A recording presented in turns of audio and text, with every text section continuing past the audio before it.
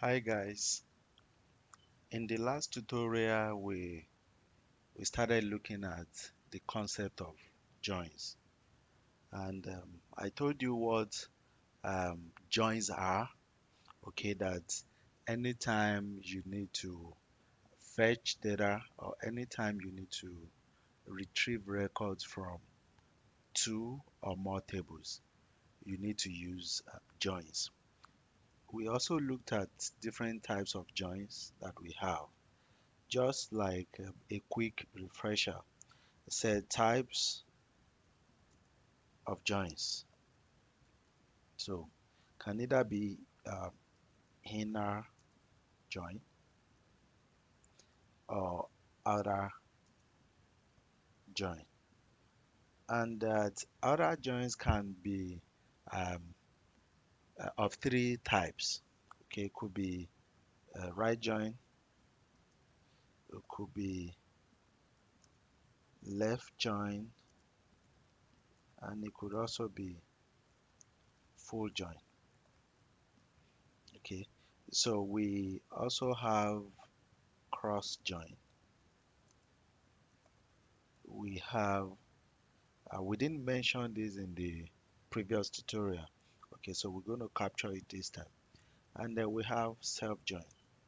Okay, but uh, for the scope of this lesson, or for the scope of this training, SQL for data analyst, SQL for business analyst, we're not going to be looking at cross join. We're not going to be looking at self join. So our main focus is going to be on inner join and outer join. That is the right join, the left join, and the full join. So for to, for this tutorial, our focus is going to be inner join. So when we are done with inner join, I want us to take it one at a time, okay? So that you will be able to understand the concept. So we're going to start looking at inner join in this tutorial. And when we finish understanding the theory around inner join. Okay, what exactly inner join is, and then we could go into writing queries. Okay, inner join queries. So, in order to explain this, let me bring up an entity relationship diagram. Okay, so in order to explain this, don't forget I said, don't forget I said you want to use joins whenever you need to return records from more than one table. Okay, so and this time we want to look at inner join. Looking at this entity relationship diagram, this shows the relationship that exists among all the tables in a particular database. Okay, so in the database we are looking at, we have these three tables. We have regions table, we have employees table, and of course, if you have been following this tutorial, by now you'll be familiar with employees table because we've been writing queries against this table from the very first tutorial. And of course, we have departments table. So before now, I've not introduced you to the regions table. I've not introduced you to the departments table, but we have these um, two other tables in addition to employees table. So with the concept of joins, we want to be writing query to return records from more than one table. So it's not just going to be only employees table now. We want to write a query that will be able to return something from regions table and something from employees table, something also from departments table. But we're going to start gradually. Okay, we're going to start from simple example, simple illustration before we go to a more complex one. So just imagine that you have a requirement that says, uh, give me um, employees, okay, first name, last name of employees, and their region.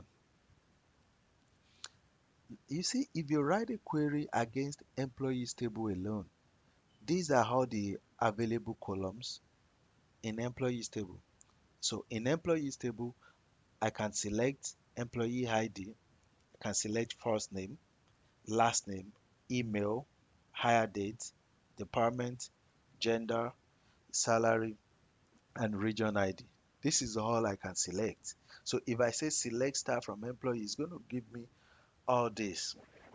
But my requirement says return all employees and their region.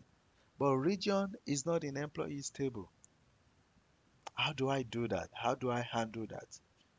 So you see why I said you need joins whenever you have a requirement that says return some particular set of records, and those records are not all in the same table.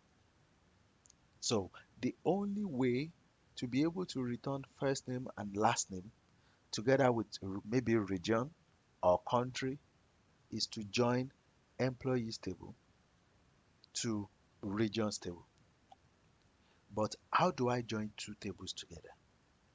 How exactly do I do it? What is the relationship between these two tables? Because if there's no relationship between these two tables, I can't join them together. So if you look at this arrow, it shows you the relationship, the point you can use to join these two tables together. And this brings us back to the concept of primary key and um, foreign key. So in employees table, you notice that we have region ID. We also have employee ID, which says PK. It means primary key. Okay, so employee ID is a primary key field for this table. So this is what you use to uniquely identify each rows, each record in employees table. But what is region ID doing here? And it says FK. So it means that is a foreign key. It comes from another table. But if I come back to regions table, region ID is PK. That is, in regions table is a primary key, is a unique identifier for each record in regions table. But I have it here as well. The reason is because anytime I need to join these two tables together, I can join them on region ID, that is on a field that is common to both of them. So if I want to see those employees with first name and last name and their regions, I can join these two tables together using inner join. Okay, and I can join them based on a common field to both tables. So we have region ID here, we also have region ID here. So when I'm joining the two tables together, I can join based on this region ID. Now, if this sounds confusing to you at this point, yes, is expected because it's a new concept that is just being introduced to you. And I keep saying that um, if something looks difficult to you when you first look at it, it's okay. But by the time you get enough practice, you go over it time and time again and again, it will make more sense to you. Okay, so all you need to do is to listen to this all over again. Okay, if you listen to it as many times as possible, it becomes clearer to you.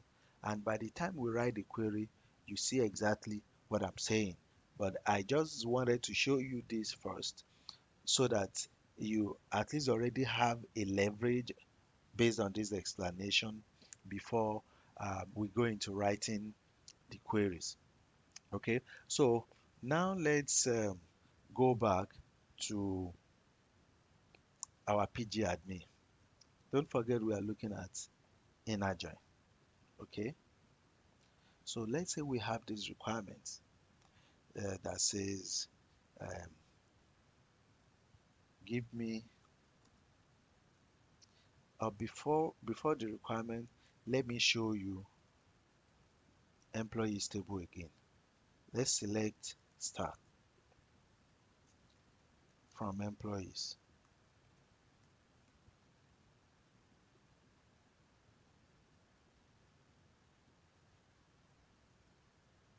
Okay, so we have 1000 employees in employees table. And look at the columns we have. We have employee ID, first name, last name, email, hire dates. We have department, gender, salary, and region ID. So when I was showing you the ERD, I was referring to this region ID. This region ID is a foreign key. It comes from region table.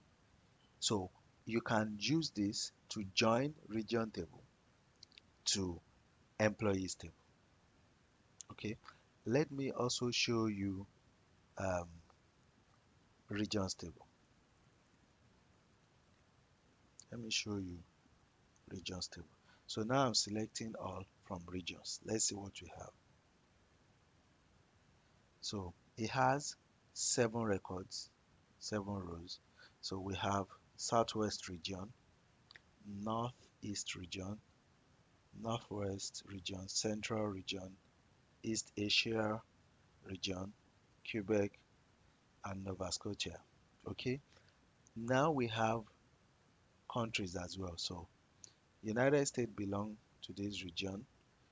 It belongs to this region as well, and to this region. So we have 3 columns: the region ID column, the region column, and the country column. Now you've seen the 2 tables that we have. So we can get region from region table, but we can get first name and last name from employees table. As you can see, there's no column like that in regions table. So it's only in employees table. So now we have these requirements that says create a report. Okay, create a report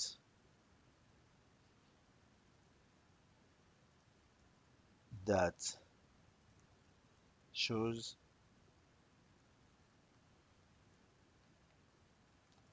employ employees first name,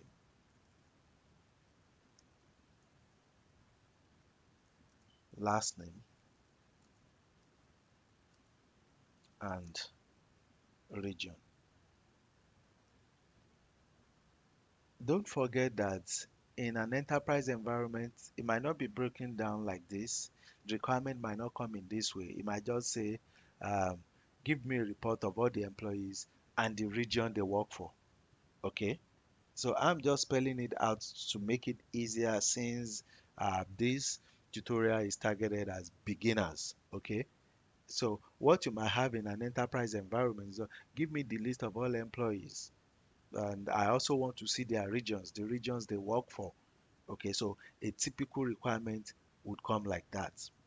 Let's look at how to write this query. I want to make sure that each tutorial video is not too long so that you can comprehend this. We're going to be looking at so many other examples of inner join. Okay, so in order to do this, we would say select. We want to see first name, so we say select first name, select last name.